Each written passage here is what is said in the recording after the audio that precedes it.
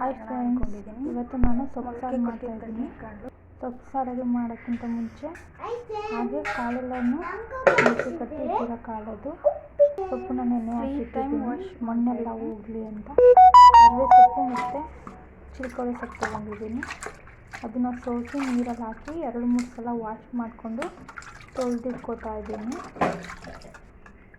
ನೀಟಾಗಿ ವಾಶ್ ಮಾಡ್ಕೊಳ್ಳಿ. ಬೆಂಗಳೂರಲ್ಲಂತೂ ಸೊಪ್ಪಂತೂ ತುಂಬ ಮಣ್ಣಿರುತ್ತೆ. ಮಳೆಗಾಲ, ಇವಾಗ ಮಳೆ ಬೇರೆ ಹುಯ್ತಾ ಇದೆ. ಅದಕ್ಕೆ ಹಾಕ್ತಾಯಿದ್ದೀನಿ.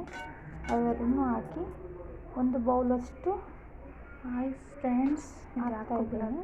ಒಂದು ಹಾಕಿದ್ಮೇಲೆ ನಾನು ತಣ್ಣಿ ಕಡೆ ಒಂದು ಬೌಲ್ ತೊಳೆದಿರೋದಕ್ಕೆ ಒಂದು ಬೌಲ್ ನೀರು ಹಾಕ್ತಾ ಇದ್ದೀನಿ. ಹಾಕ್ಬಿಟ್ಟು ಅದಕ್ಕೆ ಸ್ವಲ್ಪ ಉಪ್ಪು ಆ್ಯಡ್ ಮಾಡಿದ್ದೀನಿ. ಆ್ಯಡ್ ಮಾಡಾದ್ಮೇಲೆ ಕ್ಲೋಸ್ ಮಾಡಿ ಬೇಯಿಸಿದ್ದೀನಿ. 1 ವಿಷಲ್ ಅಷ್ಟೇ ಸಾಕು, ಬೇಗ ಬೆಂದ್ಬಿಡುತ್ತೆ. ಅದಾದಮೇಲೆ ಖಾರಕ್ಕೆ ಇಟ್ಕೊತಾ ಇದ್ದೀನಿ. ಜೀರಿಗೆ, ಮೆಣಸು, ಮೆಣಸಿನ್ಕಾಯಿ, ಟೊಮೊಟೊ, ಕಾಯಿ, ಈರುಳ್ಳಿ ಇಷ್ಟನ್ನು ಹಾಕ್ಕೊಂಡು ಫ್ರೈ ಮಾಡ್ತಾ ಇದ್ದೀನಿ. ಸ್ವಲ್ಪ ಹಾಕ್ಕೊಂಡು ರುಬ್ಕೊಳ್ಳೋಕ್ಕೆ ಇಷ್ಟೂ ಖಾರ ರುಬ್ಕೊಳ್ಳೋಕ್ಕೆ ಫ್ರೈ ಮಾಡ್ಕೊತಾ ಇದ್ದೀನಿ.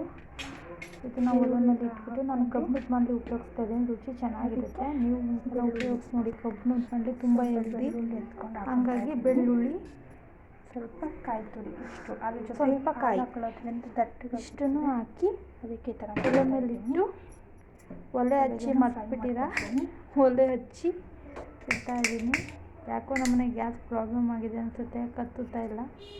ಒಂದು ಕೈಲಿ ಮೊಬೈಲ್ ಹಿಡ್ದಿರೋದ್ರಿಂದ ಅದು ಇದು ಮಾಡೋಕ್ಕಾಗ್ತಾಯಿಲ್ಲ. ಸ್ವಲ್ಪ ಆಯಿಲ್ ಹಾಕಿದ್ದೀನಿ. ಇವಾಗ ಸ್ವಲ್ಪ ಎಣ್ಣೆ ಹಾಕಿದ್ದೀನಿ. ಎಣ್ಣೆ ಹಾಕಿದ್ದೀನಿ. ಹಾಕಿದ್ರೆ ಫ್ರೈ ಮಾಡಿದ್ಮೇಲೆ ಈ ಥರ ರೋಸ್ಟ್ ಆಗುತ್ತೆ. ಸ್ವಲ್ಪ ಬಾಡಿಸ್ಕೋಬೇಕು, ಫ್ರೈ ಮಾಡೋದು ಸ್ವಲ್ಪ ಬಾಡಿಸ್ಕೊಂಡಾದ್ಮೇಲೆ ಇದನ್ನು ತಣ್ಣಗಾಗಕ್ಕೆ ಬಿಡಬೇಕು. ಎದೆ ಉರಿ ಬರಲ್ಲ. ಈ ಥರ ಎಲ್ಲ ಬಾಡಿದ್ದು ಸ್ವಲ್ಪ ಟೈಟಾಗಿ ಬಾಡಾದ್ಮೇಲೆ ಅದನ್ನು ಆಫ್ ಮಾಡ್ಕೊಳ್ಳಿ. ಇದನ್ನು ತಣ್ಣಗಾಗಕ್ಕೆ ಬಿಡಿ.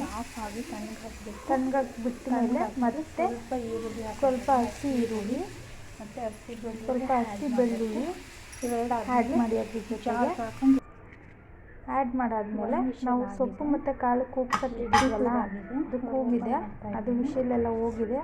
ಹಿಟ್ಟನ್ನ ತೆಗೀರಿ. 1 ನಿಮಿಷ ಓಪನ್ ತೆಗೆದಾದ್ಮೇಲೆ ಈ ಥರ ಆಗಿದೆ ನೋಡಿ. ಎಷ್ಟು ಚೆನ್ನಾಗಿ ಸಾಫ್ಟಾಗಿ ಬೆಂದಿದೆ ಒಂದೇ ವಿಷಲ್ಗೆ. ಇದನ್ನು ಸೋಸ್ಕೋಬೇಕು. ಬಸ್ಕೊಂಡ್ಬಿಟ್ಟು ಅದನ್ನು ಕಾಳನ್ನ ಸೈಡ್ಗೆ ಎತ್ತಿಟ್ಕೋಬೇಕು. ಆಮೇಲೆ ಹೇಳ್ತೀನಿ ಅದು ಏನು ಮಾಡಬೇಕು ಅಂತ.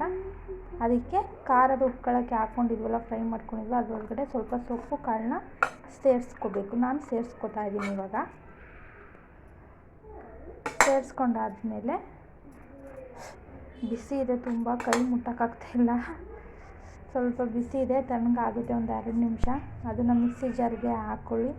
ಎಲ್ಲ ತಣ್ಣಗಾದ್ಮೇಲೆ ನೈಸ್ಗೆ ರುಬ್ಕೊಳ್ಳೋಣ. ನೈಸ್ಗೆ ರುಬ್ಕೊಂಡಿದ್ದೀನಿ ನೋಡಿ, ಈ ಥರ ಇರಬೇಕು. ಇದೆಲ್ಲ ರುಬ್ಕೊಂಡಾದ್ಮೇಲೆ ಪಾತ್ರೆ ಇಟ್ಟು ಅದಕ್ಕೆ ಸ್ವಲ್ಪ ಎಣ್ಣೆ ಹಾಕೋಣ.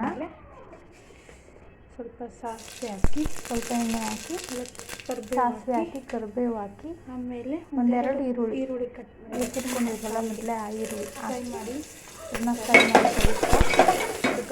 ಅಂತ ಪರಿಮಳ ಬಂದಮೇಲೆ ಖಾರ ರುಬ್ಕೊಂಡಿರ್ತೀವಲ್ಲ ಅದನ್ನು ಒಳಗಡೆ ಪೇಸ್ಟ್ ಹಾಕೋಣ. ಸ್ವಲ್ಪ ಗಟ್ಟಿ ಇಟ್ಟು ನನಗೆ ಇದು ಮಾಡೋಕ್ಕಾಗಲಿಲ್ಲ, ಅದಕ್ಕೆ ಖಾರ ರುಬ್ಬಿರೋದ ಪಾತ್ರೆಗೆ ಹಾಕ್ಕೊಂಡು ಫ್ರೈ ಮಾಡಿದೆ. ಈಗ ನಾನು ಏನು ಮಾಡ್ತೀನಿ, ಮಿಕ್ಸಿ ಜಾರಲ್ಲಿರೋ ಈ ಖಾರಕ್ಕೆ ನೀರು ಹಾಕಿ ತೊಳ್ಕೊತೀನಿ.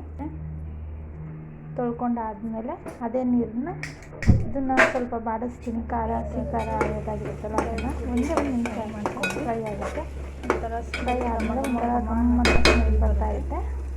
ಬಂದಮೇಲೆ ಇದು ಖಾರ ರುಬ್ಬಿದ ನೀರನ್ನ, ಈಗ ತೊಳ್ಕೊಂಡಿರೋ ನೀರು ಇರುತ್ತಲ್ಲ ಜಾರದ್ದು, ಅದನ್ನು ಅದಕ್ಕೆ ಆ್ಯಡ್ ಮಾಡ್ತೀನಿ. ಆ್ಯಡ್ ಮಾಡಾದ್ಮೇಲೆ ನೀಟಾಗಿ ತಿನ್ನಿಸ್ಕೊಂಡು ಕವರ್ ಮಾಡ್ಕೊಂಡು ಸಾಂಬಾರು ಫುಲ್ಲು ಮಿಕ್ಸರ್ ಆಗಬೇಕು. ಆದಮೇಲೆ 2 ಸಲ ಆ ಥರ ತಿರುಗಿಸ್ಕೊಂಡು ಇಟ್ಕೊತೀನಿ. ಇದು ಆಮೇಲೆ ಕಾಳು ಎಣ್ಣೆ ಬೇಯಿಸಿಟ್ಟಿದ್ವಲ್ಲ, ಬೆಂದಿರೋ ನೀರಿರುತ್ತಲ್ಲ, ಸಪ್ಪೆ ಸಾರು ಮಾಡ್ತೀವಿ ಇದನ್ನು ನಾವು. ನೀವೇನಂತೀರ ನಂಗೆ ಗೊತ್ತಿಲ್ಲ. ಈ ನೀರನ್ನ ಅದರೊಳಗಡೆ ಹಾಕ್ತೀನಿ. ಈ ನೀರನ್ನ ಸಾಂಬಾರು ಒಳಗಡೆ ಹಾಕ್ಕೋಬೇಕು. ಇವಾಗ ನಿಮಗೆ ನೀರು ಜಾಸ್ತಿ ಬೇಕು ಅಂದರೆ ಹೆಚ್ಚಿಸ್ಕೊಬೋದು. ಸಾಂಬಾರು ಇದು ಕಮ್ಮಿ ಬೇಕು ಅಂದರೆ ಕಮ್ಮಿ ಮಾಡ್ಕೊಬೋದು. ಆಮೇಲೆ ಸ್ವಲ್ಪ ಕಮ್ಮಿ ಮಾಡ್ತಾಯಿದ್ದೀನಿ. ಟೇಸ್ಟ್ ನೋಡಿ ಆಯಿತು. ಇದಕ್ಕೆ ಸ್ವಲ್ಪ ಉಪ್ಪು ಏನಾದರೂ ಸೇರಿಸೋದಿಲ್ಲ ನೀವು ಇವಾಗಲೇ ರುಚಿ ನೋಡಿ. ಖಾರ ಎಲ್ಲ ಸರಿ ಇದೆ, ಆದರೂ ಒಂಚೂರು ಸಪ್ಪೆಯಾಗಿದೆ, ಹಾಕಿದ್ದೀನಿ ನಾನು ಸ್ವಲ್ಪ ಸಪ್ಪೆ ಇತ್ತು ಅಂತ. ಇದನ್ನ ಬೇಯಕ್ಕೆ ಇಟ್ಬಿಡೋಣ. ಉಪ್ಪು ಹಾಕಿದ್ಮೇಲೆ ಅದು ಪಾಡಗದ್ದು ಬೇಯ್ತಾ ಇರುತ್ತೆ. ಒಂದು 2 ಕುದಿ ಅದೆರಡು ಮಾಡಬೇಕು. ಜಾಸ್ತಿ ಬೇಯಿಸ್ಬಿಡಿ, ಬಸ್ಸಾರ ರುಚಿ ಹೊಟ್ಟೋಗುತ್ತೆ. 2 ಒಗ್ಗರಣೆ ಮಾಡ್ಕೊಂಡ್ಬಿಡೋಣ. 2 ಕುದಿ ಬಂದರೆ ಸಾಕು.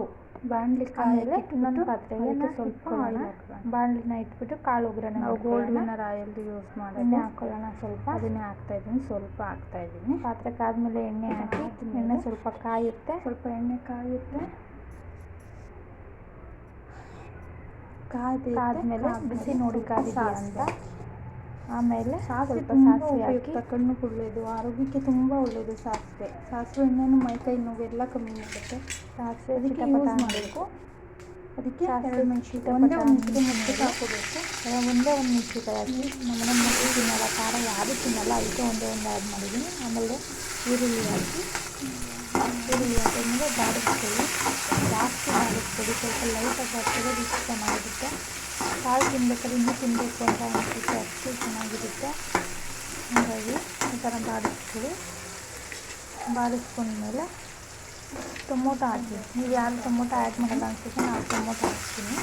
ಅದು ಒಂದು 4 ಪೀಸ್ ಹಾಕ್ಬಿಟ್ಟು ಒಂದು ಚಿಟಿಕೆ ಸಾಲ್ಟ್ ಹಾಕ್ಬೇಕು. ಏಕೆಂದರೆ ಸಪ್ಪೆ ಆಗುತ್ತೆ. ನಿಮಗೆ ಇದೆಲ್ಲ ಹಾಕಿದ್ಮೇಲೆ ನೋಡಿದರೆ ಸ್ವಲ್ಪ ಸಪ್ಪೆ ಆಗಿರುತ್ತೆ. ಅದಕ್ಕೆ ಒಂದು ಚಿಟಿಕೆ ಅಷ್ಟು ಸಾಲ್ಟ್ ಹಾಕಿದ್ದೀನಿ. ಆದಮೇಲೆ ಫ್ರೈ ಮಾಡ್ಕೊಳ್ಳಿ. ಚೆನ್ನಾಗಿ ಫ್ರೈ ಆದಮೇಲೆ ಇದಕ್ಕೆ ಕಾಳು ಆ್ಯಡ್ ಮಾಡಿ. ಕಾಳು ಏನಿರುತ್ತೆ ಬಸ್ಕೊಂಡಿದ್ದು ಅದನ್ನು ಅದಕ್ಕೆ ಹಾಕಿ ಮಿಕ್ಸ್ ಮಾಡಿ. ಈ ಥರ ಮಿಕ್ಸ್ ಮಾಡ್ಕೊಳ್ಳಿ. ಮಾಡಿ ಎಲ್ಲ ಹಾಕಿದ್ಮೇಲೆ ಕಾಳು ಚೆನ್ನಾಗಿ ಎಲ್ಲ ಮಿಕ್ಸ್ ಆದಮೇಲೆ ಚೆನ್ನಾಗಿ ರೋಸ್ಟ್ ಆಗೋದು. ಸ್ವಲ್ಪ ಸಾಫ್ಟ್ ಆದಮೇಲೆ ಕಾಯಿ ತುರಿನ ರೋಸ್ಟ್ ಮಾಡಬೇಡಿ, ಹಸಿ ಕಾಯಿ ತುರಿ ಹಂಗೆ ಹಾಕಿ ಸ್ವಲ್ಪ ಬಾಡಿಸಿದ್ರೆ ಸಾಕು. ಮಿಕ್ಸ್ ಆದಮೇಲೆ ಕಾಯಿ ತುರಿ ಹಾಕಿ. ಕಾಯಿ ತುರಿ ಹಾಕಿದ್ಮೇಲೆ ಜಾಸ್ತಿ ರೋಸ್ಟ್ ಮಾಡಬೇಡಿ, ಚೆನ್ನಾಗಿರಲ್ಲ, ಟೇಸ್ಟ್ ಹೊಟ್ಟೋಗುತ್ತೆ. ಸ್ವಲ್ಪ ಲೈಟಾಗಿ ಫ್ರೈ ಆದರೆ ಸಾಕು, ರುಚಿ ಚೆನ್ನಾಗಿರುತ್ತೆ. ಒಂದು ಬೇಸನ್ ಕಾಳನ್ನು ಒಬ್ಬರೇ ತಿಂತಾರೆ ಬೇಕಾದ್ರೆ, ಅಷ್ಟು ರುಚಿ ಇರುತ್ತೆ. ನಿಮಗೆಲ್ಲ ಗೊತ್ತಲ್ಲ, ನಾನು ಒಣಕಾಳು ಹಾಕಿ ಮೊಳಕೆ ಕಟ್ಟಿ ಮಾಡ್ತಾಯಿದ್ದೀನಿ. ಹಸಿ ಕಾಳು ಅಂತ ಹಾಕಿದ್ರೆ ಅಂತೂ ಅದು ಒಂದು ಸಿಟ್ಟು ಬರೋಲ್ಲ ಮನೇಲಿ, ಅಷ್ಟು ಇಷ್ಟಪಟ್ಟು ತಿಂತಾರೆ. ನಮ್ಮ ಹಾಸನ ಕಡೆ ಇರೋರೆಲ್ಲ ಹೀಗೆ ಮಾಡೋದು. ಸಾಂಬಾರಿಗೆ ಕೊತ್ತಂಬರಿ ಅದ್ಮೇಲೆ ನಾನು ಸಾಂಬಾರಿಗೆ ಕೊತ್ತಂಬರಿ ಸೊಪ್ಪು ಹಾಕಿರಲಿಲ್ಲ. ಇವಾಗ ಫ್ಲೇವರ್ಗೆ ಸಾಂಬಾರು ಮಾಡ್ತಾ ಇತ್ತಲ್ಲ, ಅದಕ್ಕೆ ಹಾಕಿದ್ದೀನಿ. ಅದು ಜಾಸ್ತಿ ಬಂದರೆ ಚೆನ್ನಾಗಿರಲ್ಲ, ಅದು ಫ್ಲೇವರ್ ಇರಬೇಕು. ಇವಾಗ ಕುದಿ ಬಂದಿದೆ, ಸಾಂಬಾರು ಆಗಿದೆ. ಇನ್ನೊಂದು ಸಲ ಟೇಸ್ಟ್ ನೋಡ್ಕೊಳ್ಳಿ, ಏನಾದ್ರು ಸಪ್ಪೆ ಆಗಿದೆ.